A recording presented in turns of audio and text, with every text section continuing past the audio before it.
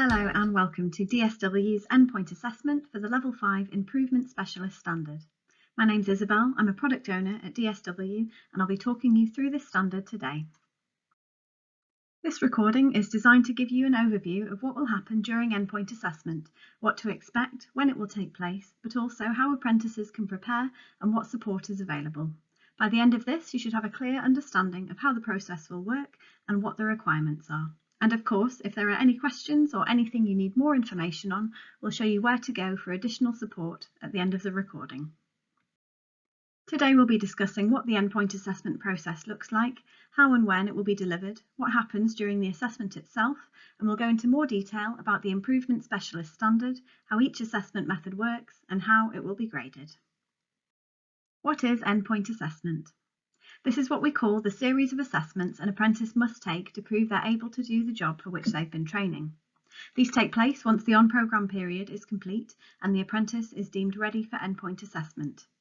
Endpoint assessment focuses on the apprentice proving their competence through the work they've done and forms 100% of the assessment of this apprenticeship. Assessment design and delivery. DSW create assessment materials in line with robust design principles that are recognised by Ofqual. These principles are validity, reliability and comparability, manageability and minimising bias. This means you can be assured that our assessments are appropriate for the standard, that everyone will get the same experience, that the assessments will be consistent and fair, and that everyone will have a chance to succeed. When does endpoint assessment happen? Endpoint assessment begins when the on-programme phase has been completed, required functional skills have been achieved, and the employer and apprenticeship training provider agree that the apprentice is competent. This next stage is called Gateway, and it's when the apprentice begins preparing for the endpoint assessment process. What happens during endpoint assessment? The apprentice completes the assessments detailed in the assessment plan. There is still an expectation that the apprenticeship training provider will support apprentices throughout the endpoint assessment period. This is to ensure that they're familiar with what's to come and so mock exams can be completed with them. In order to pass and be deemed competent, the apprentice must pass all of the assessments. All assessments must be completed within 20 weeks from the point they're approved for Gateway. The Improvement Specialist Endpoint Assessment consists of two assessment components, the professional discussion underpinned by portfolio and the examination based on mini case studies. The standard is made up of 44 knowledge, skill and behaviour statements, or KSBs, each with a number of pass criteria that the apprentice must meet to pass the apprenticeship. In addition to the pass criteria, there are a number of merit and distinction criteria which are available in the professional discussion. Each of the KSBs is assessed by a specific assessment method, and the grading section of the toolkit provides full details on what apprentices must do to achieve a pass, merit or distinction for each assessment method. The toolkit also details which KSB statements are assessed by each assessment method, details the pass, merit and distinction criteria, and gives further guidance on what's tested in the examination. Portfolio of evidence. The portfolio should be compiled from the best work gathered over the on-programme stage of the apprenticeship. It will be used to support the professional discussion but will not be assessed or graded. The apprentice must aim to provide sufficient evidence in their portfolio to satisfy the assessment criteria linked to the professional discussion. The portfolio must be submitted to DSW at Gateway along with the portfolio referencing table. Apprentices should map their own evidence using the referencing table, but they may seek support from their employer or training provider. The referencing table includes an instructions tab which provides guidance on how to map and signpost evidence so the independent assessor can find it easily. The portfolio must also include evidence relating to the preparation and delivery of a training session.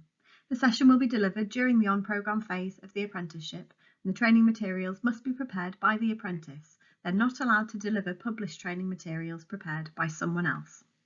The training session must cover 1 or 2 improvement topics from the following list: project management, change management, process mapping and analysis, lean principles and tools, measurement systems analysis, data collection planning, graphical analysis, process capability, root cause analysis, designed experiments, and statistical process control.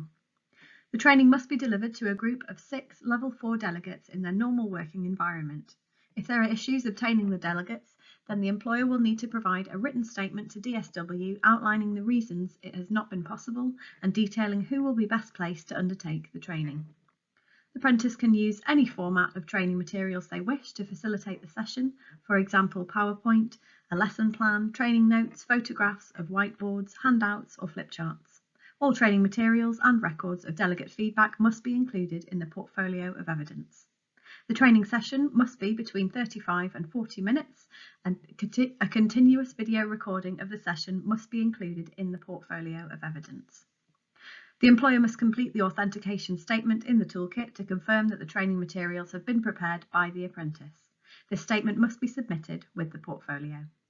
The training session should also be mapped to the relevant criteria. Context statement. When we refer to a context statement, we want to know what the apprentice has done in a specific situation, who, what, where, why and when.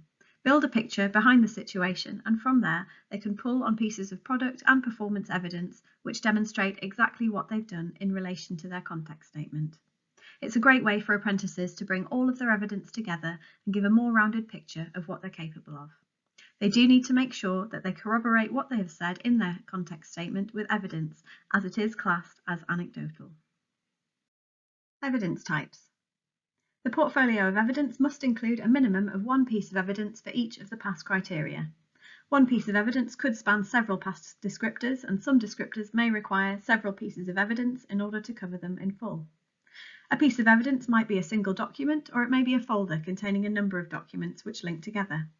We're looking for quality rather than quantity.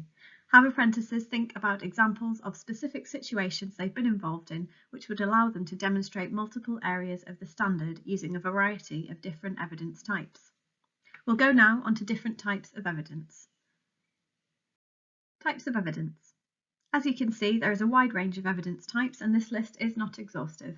You may find that the evidence you choose to provide is quite different to what appears here, which is absolutely fine as long as it's demonstrating the PASS and distinction criteria. We do ask that videos and recordings are a maximum of 2 hours within the portfolio, and they need to be time-stamped in the referencing table. More information on providing evidence can be found in the toolkit. Professional discussion. The professional discussion is a structured discussion between the apprentice and the endpoint assessor based on the portfolio of evidence. It's designed to establish the apprentice's understanding and application of the knowledge, skills and behaviours that link to the professional discussion. A technical expert from the employer must be present. The technical expert's role is to provide the assessor with clarification around specific company policy and procedure or technical knowledge only. They must not provide any information on behalf of the apprentice, ask the apprentice questions or influence the apprentice in any way. The technical expert must not amplify or clarify points made by the apprentice. The endpoint assessment judgment lies solely with the endpoint assessor who grades the professional discussion. The discussion must last between 2 hours and 2 hours 20 minutes and will consist of a series of questions to cover the PASS, merit and distinction criteria. Mock professional discussion points can be found in the toolkit. The discussion will be held in an environment free from distraction via an online video conferencing platform such as WebEx or Zoom, as advised by the assessor. You may use an alternative platform if necessary. It's strongly recommended that the platform is tested prior to the date of assessment to avoid technical problems and ensure familiarity with the platform. The portfolio of evidence can be used by the apprentice and the endpoint assessor to refer back to during the professional discussion. Following the professional discussion, the endpoint assessor will issue the final grade and feedback to the ATP. This will be done within 5 working days of the assessment date. Examination. Apprentices are required to complete an examination which assesses a set of knowledge and skills outlined in the toolkit. The case studies will include a description of a scenario and a set of data in Excel format. The apprentice must manipulate the data and therefore will need access to and be competent in a suitable statistical analysis software package such as Minitab. The apprentice will work with a set of data, apply tools and draw conclusions. Apprentices must answer 10 multiple choice questions in relation to each case study. Each case study will cover a different topic from the following list: sampling, measurement system analysis, capability analysis, transformation, hypothesis testing, correlation or regression, and statistical process control. The examination will take the form of 8 separate case studies over a 4-hour period and will be taken online under examination conditions. Each case study will last for 30 minutes. the apprentice can take a short break between case studies if needed. The examination will be open book, meaning apprentices can refer to notes or materials and have access to the internet. However, the quantity and complexity of questions will mean that apprentices may not have time to consult reference material for every question. The examination will be delivered online using a web-based platform called Question Mark. A user guide and login details will be provided when Gateway has been approved for the apprentice to attempt the mock and familiarise themselves with the platform. You will require a screen that's a minimum of 24 inches to complete the exam. The date of the live exam will be agreed at the planning meeting between the endpoint assessor and the training provider. Following the examination, the endpoint assessor will issue the final grade and feedback to the ATP. This will be done within 5 working days of the assessment date. The apprentice can use the mock examination in the toolkit to prepare for the live examination. This will need to be marked using the answer sheet provided. Grading. Each assessment method is graded either distinction, merit, pass or fail as follows. To pass the professional discussion, the apprentice must demonstrate all 25 pass criteria. To achieve a merit in the professional discussion, in addition to the pass criteria, the apprentice must demonstrate 12 or more of the available 18 merit criteria. At least 2 of the criteria must be behaviours. To achieve distinction in the professional discussion, in addition to the merit criteria, the apprentice must demonstrate 10 or more of the available 15 distinction criteria. At least 1 of the criteria must be behaviours. To pass the examination, the apprentice must score 75 to 79%. To achieve a merit in the examination, the apprentice must score between 80 and 84%, and to achieve a distinction in the examination, the apprentice must score between 85 and 100%. Apprentices must achieve a minimum of pass in both assessment methods to achieve an overall pass. Apprentices will be awarded an overall merit where they achieve merit or higher in both assessment methods, or a distinction and pass.